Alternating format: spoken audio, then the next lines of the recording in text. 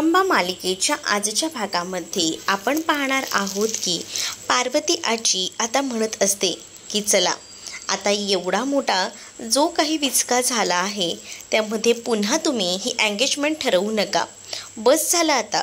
आणि ही आता एंगेजमेंट इथेच मोडली असं समजा, कारण जे काही नशिबात असतं तेच होतं आणि देवाने तेच घडवलं आहे.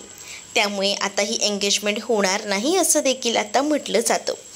तर इकडे बिचारी रमा खूप जास्त रडत असते, तीसुद्धा आपले आता डोळे पुसते आणि तिलाही आता कळत नसतं की या सगळ्यावर आपण काय रिॲक्ट करावं, काय बोलावं, पण ती आता शांत राहते. तर दुसरीकडे मात्र आता पाहायला मिळतं की सगळीच जण जे काही गेस्ट आलेले असतात त्यांनासुद्धा आता तिकडनं जायला सांगितलं जातं. त्यांना आता म्हटलं जातं की चला आता काही हे होणार नाही, पण पुढच्या 48 तासात पुन्हा एकदा ह्यांची एंगेजमेंट होणार आहे आणि मग मी तेव्हा तुम्हाला नक्कीच सांगेन असं देखील आता बोललं जातं. आणि जेव्हा आता या सगळ्याबद्दल सांगितलं जातं ना, तेव्हा मात्र आता इकडे सगळ्याच पाहुण्यांना ती तर घालवून देते, पण आता तिच्यासमोर मोठं आव्हान असतं रमासमोर, कारण रमाला हळूहळू का होईना आता सगळ्याच गोष्टी ॲक्सेप्ट कराव्या लागत असतात. आणि इरावतीने आता ठरवलेलंच असतं की मालविका आणि अक्षयला एकत्र आणायचं. तर दुसरीकडे मात्र या सगळ्या गोष्टी तर ठरवून तर घेतलेल्याच असतात, पण इरावतीचं तर म्हणणं असतं सोबत अक्षय या सगळ्याला काही बोलत नसतो ना, तिथेच आता ओळखून गेलेली असते रमा की या सगळ्याला अक्षयचा सुद्धा सपोर्ट आहे. त्यामुळे अक्षय या सगळ्यात काहीच बोलत नाही आहे. बिचारी रमा आता बाहेर जाऊन खूप जास्त रडत असते, कारण जे काही प्रकरण झालं आहे त्यामुळे तिला खूप जास्त रडू येत असतं. तिला असं वाटत असतं की मला अक्षयने साडी दिली, त्यासोबत माझ्यासाठी एवढं सगळं काही केलं, तर तेव्हा मला वाटलं होतं की हे सगळं काही माझ्या नशिबी आहे. अक्षयने माझ्यासाठी हे सगळं केलेलं आहे. अक्षयने साडीसुद्धा मला आणून दिली, तेव्हाही मला असंच वाटलं, पण माझाच कुठेतरी गैरसमज झाला, माझंच कुठेतरी चुकलं, मी या सगळ्याचा चुकीचा अर्थ काढला असं देखील आता ती एकटीच म्हणून का होईना बडबडू लागते. आणि जेव्हा ती एकटीच या सगळ्याबद्दल बोलत असते तेव्हा तिला कळत असतं की नाही, खरं तर माझंच चुकलं आहे, मी या सगळ्या गोष्टींचा असा विचार केला असं देखील आता ती म्हणू लागते. आणि तिला आता झालेल्या सगळ्या गोष्टी आठवतात की ती कशी छान तयार होऊन अक्षयसाठी आलेली होती, पण अक्षयने ऐनवेळी त्याची बायको म्हणून त्याची एंगेजमेंट जी होणार आहे ती मालविकासोबत होणार आहे हे कसं सगळ्यांना सांगितलं होतं. या सगळ्या गोष्टी आता आठवू लागलेल्या असतात आणि त्यामुळेच आता रमा मात्र त्या सगळ्या गोष्टींचा विचार करत असते. तर त्यानंतर आता रमाला हा सुद्धा क्षण आठवतो की अक्षयने सगळ्यांसमोर तिला सांगितलेलं असतं की तुला त्रास होतोय तर ती अंगठी काढू नकोस. आणि हा प्रसंगसुद्धा जेव्हा तिला आठवतो तेव्हासुद्धा ती मुद्दामून हातातली जी अंगठी आहे ना ती खेचून का होईना काढायचा प्रयत्न करत असते, कारण तिच्यासाठी आता हे सगळं काही खूप महत्त्वाचं असतं आणि त्यामुळेच आता ती अंगठी काढायचा प्रयत्न करते. दुसरीकडे अक्षय जो आहे तो आता तिला भेटण्यासाठी म्हणून आलेला असतो आणि अक्षय जो आहे तो रमाला येता पट्टी करण्यासाठी सगळं काही सामान घेऊन आलेला असतो, कारण त्याला माहिती आहे की रमाच्या पोटातना जे आहे ते रक्त येत आहे. आणि म्हणूनच तो आता विचार करतो की नाही, या रमाला आता आपल्याला असं एकटीला सोडायला नको, आपण तिच्यावर जे आहेत ते नक्कीच जे आहेत ते बघायला हवं, काय झाले काय नाही. आणि म्हणूनच तो बघायला आलेला असतो की नेमकं काय झालं आहे ते. आणि तो इकडे येऊन पाहतो तर रमाच्या बोटातनं रक्त येत असतं, तरीसुद्धा रमा ती अंगठी काढायचा प्रयत्न करत असते. तर अक्षय रमाला म्हणतो की आधी तुला मी सांगितलं आहे ना ते कर, आधी हे उपचार कर, तेव्हा तुला बरं वाटेल, असं करू नकोस, वेळ वाया घालवू नकोस, खूप रक्त येतंय बघ, तूही बघतेस ना किती तो त्रास होतोय, तो मग का करून घेतेस स्वतःला त्रास, हे घे. आणि असं बोलूनच तो आता तिला त्याच्यावर औषध लावायला सांगत असतो. पण आता रमा म्हणत असते की हा तर त्रास काहीच नाही आहे, ह्याच्यापेक्षाही जास्त त्रास मी सहन केलेले आहेत आणि तेवढा त्रास सहन करण्याची कुवत माझ्यात तर आहेच आहे, असं देखील रमा आता अक्षयला बोलत असते. अक्षय आता रमाच्या बाजूला बसतो, तर रमा आता तिकडनं उठण्याचा प्रयत्न करत असते, पण रमा जेव्हा आता उठत असते तेव्हा अक्षय तिचा हात धरतो आणि तिला पुन्हा एकदा बसवतो. तो तिला म्हणत असतो की मी तुला कुठेही जाऊ देणार नाही, बस इथे, मला जरा तुझ्याशी बोलायचं आहे. रमा बोलते की आता काय बोलायचं आहे, आता बोलण्यासारखं काहीसुद्धा राहिलेलं नाही आहे, म्हणूनच मला सुद्धा हे विषय वाढवायचे नाही आहेत असं आता रमाने कन्फर्मपणे सांगितलेलं असतं. पण अक्षय आता त्या बोटाकडे बघत असतो आणि तो आता तिला औषध देखील लावून द्यायचा प्रयत्न करत असतो. पण या सगळ्या गोष्टी रमाला सहन होत नसतात, कारण रमा आता स्वतः एकटी जगायचं का होईना इतक्या वर्षामध्ये शिकलेली होती आणि आता पुन्हा या सगळ्या गोष्टी आणि पुन्हा या सगळ्यामध्ये ती अडकणार आणि तिला त्याच गोष्टी नको होत्या. आणि म्हणूनच ती अक्षयला ठणकावून सांगत होती की प्लीज तुम्ही या सगळ्यामध्ये पडू नका. पण अक्षय जो आहे तो ऐकतच नव्हता. त्याला वाटत होतं की रमाला खूप जास्त दुखापत झालेली आहे आणि या सगळ्यामध्ये आपण रमाला असं एकटीला सोडायला नको, तिला काय हवं नको ते सगळं काही आपण बघायला हवं. आणि म्हणूनच तर आता या सगळ्या गोष्टी ज्या आहेत त्या बघायचा आणि हे सगळं करायचा प्रयत्न करत असतो. आणि जेव्हा आता या सगळ्या गोष्टी तो करत असतो ना, तेव्हा रमा म्हणते की हे सगळं कशाला. तर अक्षय म्हणत असतो की ती अंगठी निघत नाही आहे ना, तर राहू दे ना, मी करू शकतोच ना मॅनेज, असं आता तो म्हणत असतो. तर रमा म्हणत असते की तुम्ही काय मॅनेज करणार आहात ते जरा मला सांगाल का. त्याच वेळेला आता अक्षय सांगत असतो की बघ हा अंगठीचाच प्रश्न आहे ना, मग अंगठी ना मी नवीनही आणू शकतो, पण ही अंगठी आता तुझ्याकडेच राहू दे, इतका पोटाला त्रास करून घेऊ नको. मग रमा म्हणते म्हणजे तुम्हाला नवीन अंगठी आणायचीच आहे तर आणि हा साखरपुडा करायचाच आहे तर, असं आता रमाला कळून गेलेलं असतं अक्षयच्या या प्रश्नावरनं आणि या उत्तरांवरून. म्हणूनच आता रमाने आता विचार केलेला असतो की उगाच आपणच आपल्याकडनं जबरदस्ती करतोय का हे नातं टिकवण्यासाठी. अक्षयच्या मनात तर हे सगळं नाही आहे, कारण अक्षयला साखरपुडा करायचा आहे. म्हणूनच आता तो सुद्धा आता ती विचार करत असते की नको, आपण अक्षयच्या मनाचा विचार करायला हवा. जर त्यालाच या सगळ्यामध्ये इंटरेस्ट असेल तर आपणही या सगळ्यामध्ये जास्त काही इन्व्हॉल्वमेंट करायला नको. जर त्यालाच आपल्याबरोबर राहायचं नसेल तर त्याला करू दे त्याच्या मनाप्रमाणे, असाच आता रमा विचार करत असते. आणि मग काय, रमा आता त्या अक्षयकडनं ते मलमपट्टीसुद्धा करून घेत नाही, सरळ तिने आता त्याच्या हातातनं आपला हात काढून घेतलेला असतो. तर अक्षय म्हणत असतो की नक्की प्रॉब्लेम कसला आहे ते तरी सांग मला, म्हणजे मी साखरपुडा करतोय त्याचा प्रॉब्लेम आहे की नक्की काय. तर या इथे आता या प्रश्नांची उत्तरं स्वतः अक्षयला शोधायची असतात, कारण तो प्रत्येक वेळेला इरावतीच्या म्हणण्यानुसार वागत असतो. त्याला स्वतःचं असं मन आहे की नाही, तो स्वतःचा विचार करतच नसतो, तो फक्त दुसऱ्यांचा विचार करत जगत असतो आणि यामुळेच तो खूप जास्त चुकत असतो आणि त्यामुळे तो रमाला सुद्धा दुखावत असतो. रमाला असं वाटत असतं की अक्षय कधीतरी आपल्या मनातल्या भावना ज्या आहेत त्या बोलून दाखवेल, पण नाही, अक्षय याबद्दल काहीच बोलत नसतो. त्यामुळेच रमा जी आहे ती खूप जास्त जी आहे ती अस्वस्थ असते. अक्षय तिच्याकडनं तिच्या मनातल्या गोष्टी काढून घ्यायचा प्रयत्न करत असतो, पण रमा आता उठून निघून जाते. रमाने आता त्याच्याकडनं काहीसुद्धा करून घेतलेलं नसतं. अक्षय म्हणतो की असं काय करतेस, असं करू नकोस. रमा म्हणत असते की कशाला या सगळ्याची मला सवय लावून देत आहे, कारण या सगळ्यातून मी बाहेर आलेली आहे आणि मग पुन्हा पुन्हा त्या गोष्टींना मला नकोशा वाटतात, असं देखील आता रमा जी आहे ती बोलू लागते. आणि जेव्हा रमा या सगळ्याबद्दल बोलते तेव्हा मात्र आता अक्षय तिच्याकडे पाहू लागतो, पण अक्षयला फक्त आता रमाच्या बोटातून येणारं रक्तच दिसत असतं. त्याला असं वाटत असतं की मुलगी या सगळ्याकडे दुर्लक्ष करते आणि ह्या सगळ्यांकडे दुर्लक्ष केल्यामुळेच ही जी अशी अवस्था झालेली आहे. म्हणूनच तो तिचा हात पुन्हा एकदा हातात घेतो आणि तिला मलमपट्टी करून देत असतो. तर रमा म्हणत असते की नाही गरज या सगळ्याची, माझं मी करेन. पण आता अक्षय जो आहे तो ऐकत नाही. अक्षय म्हणतो गप्प बस, मला माझ्या पद्धतीने करू दे. आणि त्यामुळे आता अक्षयने रमाचा हात हातात घेतलेला असतो आणि अक्षय रमाच्या हातामध्ये जे आहे ते आता घालून द्यायचा प्रयत्न करत असतो. आणि जेव्हा आता रमाच्या हातामध्ये तो अंगठी न काढता तिला आता या सगळ्यातून का होईना हळूहळू बाहेर काढत असतो आणि तिला मलमपट्टीसुद्धा करून देत असतो. पण रमाला या सगळ्या गोष्टी नको असतात. रमा अक्षयपासून लांब जायचा प्रयत्न करत असते, तर अक्षय मात्र तिला तिच्या जवळ ओढायचा प्रयत्न करत असतो. पण ते फक्त त्याला तिच्या हाताला जखम झालेली असते एवढंच काहीसं त्याला वाटत असतं. खरं तर त्याच्या मनात असतं रमाबद्दलचे फिलिंग्स आणि सगळं काही, पण तो एक्सप्रेस होत नसतो. का तर तो सगळ्या बंधनामध्ये अडकून गेलेला असतो त्या इरावतीच्या. इरावती अगदी कठपुतलीच्या बाहुलीप्रमाणे आता या अक्षयला नाचवत असते आणि अक्षयही अगदी तसाच नाचत असतो. त्याला काही फरक पडत नसतो. जसं काही ती म्हणते तसं अगदी तो वागत असतो. आणि म्हणूनच ना या सगळ्या काही गोष्टी रमालाही सहन होत नसतात. रमाला असं वाटत असतं की अक्षयच्या मनात आहे तर अक्षयने मनापासून सगळ्या गोष्टी ॲक्सेप्ट करायला हव्यात. या सगळ्याबद्दल अक्षयने बोलायला हवं, पण अक्षय काहीच बोलत नसतो. म्हणूनच रमा आता ठरवत असते की आपणही आपलं मन जे आहे ते स्टेबल करायला हवं आणि जर अक्षयचा आनंद मालविकासोबतच आहे तर आपण मालविकासोबतच अक्षयला राहू द्यायला हवं असा देखील आता ती विचार करते. अक्षयने जबरदस्ती का होईना रमाच्या हाताला आता मलमपट्टी केलेली असते आणि तो आता ते सगळं काही सामान वगैरे घेऊन आतमध्ये जायला निघतो.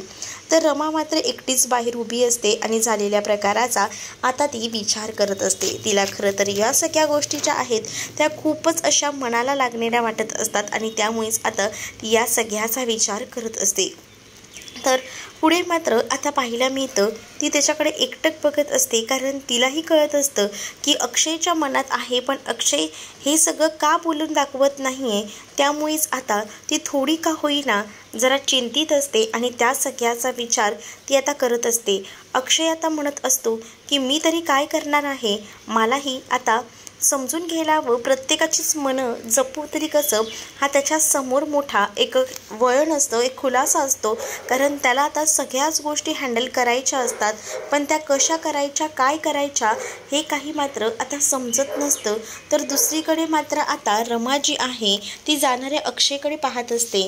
तिला असं वाटत असतं की अक्षय आपल्याला एकदा तरी या सगळ्याबद्दल सांगेल, त्याचं मन व्यक्त करेल, पण त्या गोष्टी होत नसतात. तर ते रिअलच आहे, कारण अक्षय जो आहे तो अगदीच वेड्यासारखं वागत असतो. तुम्हा प्रेक्षकांना सुद्धा कळत असेल आणि आपल्याला सुद्धा माहितीच आहे की हा अक्षय चुकीचं वागत आहे. रमा बिचारी जी आहे ती अगदी जीवापाड त्याच्यावर प्रेम करते. रमाला आता ह्यासुद्धा गोष्टी आठवतात की सगळ्या काही गोष्टी ज्या आहेत त्या आरोहीनं म्हटल्या होत्या की इतके दिवस आपण एकत्र नव्हतो, तर आपण आता एकत्र सगळे सण साजरे करायचे आणि ही दिवाळी आपण बऱ्याच दिवसानंतर अनुभवतोय. तर अशीच दिवाळी आपण पुन्हा सुद्धा पुढचे वर्षसुद्धा अनुभवूया. या सगळ्या गोष्टी ज्या आहेत त्यासाठी रमाने खरं तर आरोहीला प्रॉमिस केलेलं होतं आणि तिला आता त्या प्रॉमिसची जाणीव होते की हे प्रॉमिस आता ती पूर्ण करू शकणार नाही आहे. त्यामुळे मनातून आता ती खूप जास्त हतबल झालेली असते, रडत असते. दुसरीकडे मालविका हिचं तर आता रूप पाहण्यासारखं झालं असतं. लंकेची पार्वती जशी होतात अगदी तशीच आता ती झालेली असते आणि त्यामुळेच ना आता तिला खूप जास्त टेन्शन आलेलं असतं. तिच्या हातातनं सगळं काही गेलं आहे असंच तिला वाटत असतं. तर इकडे मात्र आता इरावती तिला म्हणत असते की अशी मूड ऑफ राहू नकोस करून, कारण आपल्याला काही झालं तरी पुढच्या 48 तासामध्ये पुन्हा एकदा अक्षयसोबत तुला एंगेजमेंट करायची आहे आणि मी हे सगळं करून दाखवणार आहेच. पण आता या सगळ्या गोष्टी ज्या आहेत ना त्या सहन होत नसतात. मुळात आता मालविकाने ठरवलेलंच असतं की तुमचं काहीतरी चुकते. म्हणजेच तुम्ही एकदा विचार करा की ज्या काही गोष्टी नशिबात आहेत ना त्या तशाच घडत आहेत आणि जसं त्यांच्या नशिबात आहे त्याच गोष्टी घडत आहेत. रमा ही अक्षयच्याच नशिबात लिहिलेली आहे, तर तिथे मी माझी जागा स्वतःहून घेऊ शकत नाही. जर ती तिथे राहणार असेल ना, तीच जर अक्षयसाठी परफेक्ट असेल तर मीच मुळात या सगळ्यातून माघारी घेते असं देखील आता मालविका बोलत असते. पण मालविका जे काही बोलत होती ते अगदी परफेक्ट बोलत होती. अक्षरशः मालविकाला आता या सगळ्या गोष्टी कळत असतात, पण या सगळ्या गोष्टींना या इरावतीला कळत नसतात. इरावती म्हणत असते की नाही इतक्यात माघार घ्यायची नाही, असं बोलू नकोस, असं देखील आता तिला बोलून तिचं मन पुन्हा एकदा वळवायचं ती प्रयत्न करत असते. आणि त्याच वेळेला आता इकडे काका आणि मावशी हे मुद्दामून तिथे येतात आणि मालविकाच्या जखमेवर मीठ चोळू लागतात. त्यांनी आता तिच्यासाठी खास असे मिठाई आणलेली असते आणि तिला आता ते भरवू लागतात आणि म्हणत असतात की अरिच्छा, म्हणजे इतक्या वर्षांमध्ये ह्या बाईला कळलं नाही, पण तुला मात्र कळलेलं आहे की तुझ्यासाठी काय योग्य आणि काय अयोग्य ते तू एकदम परफेक्ट असा निर्णय घेतलेला आहेस बघ. पण त्याच वेळेला इरावती त्यांनी जे पेढे आणलेले असते ते उधळून लावते आणि म्हणत असते की तुम्ही ना चुकीचा अर्थ काढताय, तुमचा काहीतरी गैरसमज होतोय. कारण जरी तुम्ही म्हणत असलात ना की अक्षय हा तिच्या आयुष्यात नाही आहे, पण मी 48 तासामध्ये त्याची एंगेजमेंट मी लावणार आहे आणि पुन्हा एकदा या दोघांना मी एकत्र आणणार आहे असं देखील आता ती म्हणू लागते. आणि जेव्हा या सगळ्या गोष्टीबद्दल जेव्हा ती बोलते तेव्हा मात्र आता अक्षय आणि त्याचसोबत मालविका हे कधीही दोघं हे एकमेकांसाठी बनलेले नाही आहेत ही गोष्ट खुद्द या मालविकाने ॲक्सेप्ट केली इतक्या कमी वेळामध्ये, आणि ही गोष्ट तू स्वतः ॲक्सेप्ट करू शकत नाही आहेस, मला तर नवल वाटतं. असं देखील दोघंही जण आता मालविकाला बोलून पिडत असतात. पण मालविका सरळ त्यांना सांगते की तुमचा काहीतरी गैरसमज होतोय, मी जे ठरवलं आहे ना ते मी करणारच आहे. कारण आम्हाला असं वाटतं ना की अक्षय हा मालविकासाठीच परफेक्ट आहे, त्या रमासाठी नाही. आणि त्यामुळेच ना रमाला तर मी बाजूला करणारच आहे अक्षयच्या आयुष्यातून, आणि त्यासाठी मी काही देखील करू शकते असं देखील आता म्हटलं गेलेलं असतं. तर दुसरीकडे मात्र आता पाहायला मिळतं इकडे मुद्दामूनच इरावतीचा प्लॅन जो आहे तो सक्सेस न करण्यासाठीच आता यांच्या सगळ्या काही गोष्टी ज्या आहेत त्या सुरू असतात.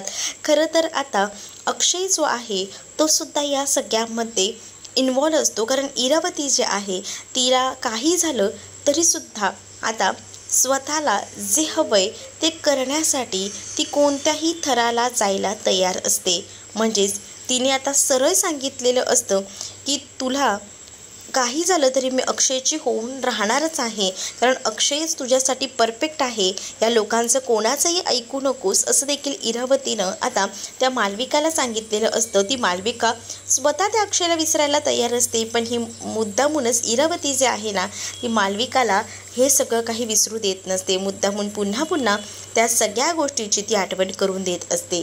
तर दुसरीकडे मात्र आता बस झालं, पुरे झालं, उगाचे ना मला कोणत्याही आशेला लावून ठेवू नका असं देखील मालविका इरावतीला म्हणते.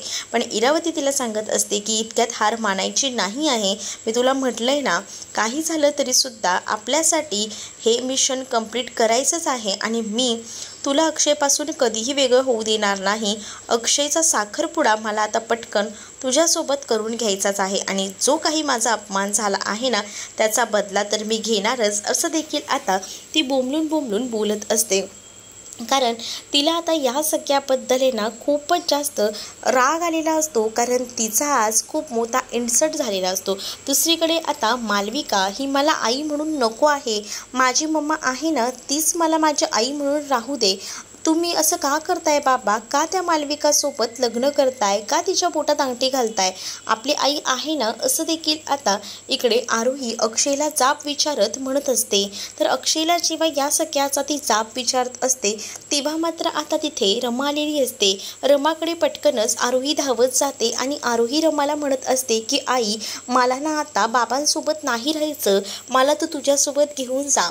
त्यावर आता रमाला कळतं की अक्षयच्या बद्दल आरोहीने खूप मोठा गैरसमज करून घेतलेला आहे, म्हणूनच ती आता आरोहीला समजवू लागते आणि बाबांबद्दल असा चुकीचा अर्थ लावून घ्यायचा नाही. बाबा जे आहेत ते तुझ्या चांगल्याचाच विचार करतायत, नको तू असा विचार करू, कारण तुलाही माहिती आहे मी तुझी आई आहे आणि मी तुझी कायम आई राहीनच ना, आपलं नातं कधीही बदलणार नाही आहे.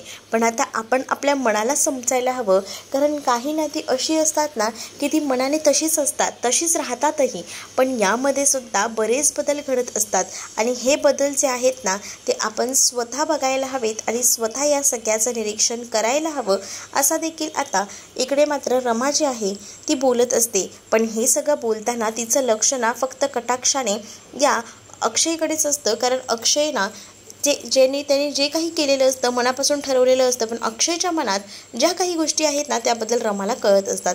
पण तिला सुद्धा हेच माहिती असतं की अक्षय जो आहे तो कोणाच्या तरी दबावाखाली हे निर्णय घेतोय, तो व्यक्त होत नाही, या गोष्टी तिला माहिती असतात. म्हणूनच तर ती आता आरोहीला या सगळ्या गोष्टी समजवत असते की आरोहीने सुद्धा हळूहळू या गोष्टी समजायला हव्यात, शिकायला हव्यात आणि ॲक्सेप्ट देखील करायला हव्यात. कारण जर अक्षयने ठरवलं असेल तर की मालविकासोबतच लग्न करायचं, एंगेजमेंट करायची, तर आता मालविकाला खूप चांगली आई आहे मालविकासुद्धा, आणि ती खूप चांगली आई बनूही शकते असं देखील आरोहीला ती समजावू लागते. पण आरोहीच्या मनात एक आईचं स्थान जे आहे ते रमासाठीच असतं, ते बाकी इतर कोणासाठी नसतं. पण आता जेव्हा मालविका आणि अक्षयबद्दल जो काही गैरसमज आरोहीने करून घेतलेला असतो त्याबद्दलचा गैरसमज कसा बसा का होईना रमा आता दूर करायचा प्रयत्न करत असते. आणि रमा जेव्हा हा सगळा काही गैरसमज दूर करायचा प्रयत्न करत असते ना तेव्हा मात्र ती एका नजरेने अक्षयकडे सुद्धा बघत असते की अक्षय नेमका काय विचार करतोय. पण अक्षयलाही आवडत असतं की रमा आमच्यामधला गैरसमज दूर करते. मी तर विचारही केला नव्हता की रमा इतका सगळा गैरसमज दूर करू शकेल. नाहीतर आरोही मला आता सोडून जायला सुद्धा तयार होती, पण तिने तसं केलं नाही. खरंच मीच माझ्या रमाला ओळखायला कुठेतरी चुकतोय का, अशी मनात कुणकुण जी आहे ती आता अक्षयला वाटत असते. तर दुसरीकडे मात्र आता रमाने एक नवीन अंगठी खरेदी करून आणलेली असते आणि ती मालविकाला देते. मालविकाला ती म्हणत असते की बघ, ही माझ्या बोटातली अंगठी काही निघत नाही आहे, म्हणूनच मी तुझ्यासाठी नवीन अंगठी आणली आहे. ही अंगठी घे आणि तू अक्षयसोबत एंगेजमेंट कर. माझी यावर काहीच हरकत नसणार आहे. तुला काही करायचं असेल ते करून घे. आणि मला माहिती आहे की आरोहीची सुद्धा परफेक्ट आई होशील, तिची व्यवस्थित काळजी घेशील, त्यामुळे मला कोणतंही टेन्शन नाही आहे. तेवढ्यातच तिथे आता इरावती आलेली असते. तर इरावती आता रमाला म्हणते की तू एवढी अंगठी देतेस तर हिच्या एंगेजमेंटची तयारीसुद्धा तूच घे करायला ना. तर रमा म्हणते की ठीक आहे, मी करायला घ्यायला तयार आहे. मग आता रमाच आता ह्यांच्या एंगेजमेंटची पूर्ण तयारी करणार असते. आता नेमकं काय घडणार आहे मालिकेमध्ये पुढे जाणून घेण्यासाठी आजच आपल्या चॅनलला सबस्क्राईब करा. चला तर मग भेटूया पुढच्या भागात. तोपर्यंत टाटा बाय.